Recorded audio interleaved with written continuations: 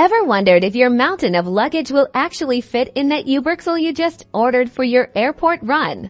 Let's break down exactly how much you can realistically cram into an UberXL without playing Tetris with your suitcases or annoying your driver first things first. Understand that an UberXL is designed to seat at least 6 passengers, which also means it boasts a significantly larger cargo area than your standard UberX. While the exact dimensions can vary depending on the vehicle model, think minivans and larger SUVs. A good rule of thumb is to estimate around 70 to 90 cubic feet of cargo space when all passenger seats are in use. This is generally enough for about 4 to 5 large suitcases. To visualize that, picture this: a large suitcase is roughly 30 inches long, 20 inches wide, and 12 inches high. Play around with the arrangement. Smaller soft bags and backpacks can always be squeezed into the gaps between the larger, more rigid suitcases. Product number 1. Try to distribute the weight evenly and prevent bags from shifting during the ride. Secondly, communicate with your driver through the app immediately after they accept your ride to manage expectations.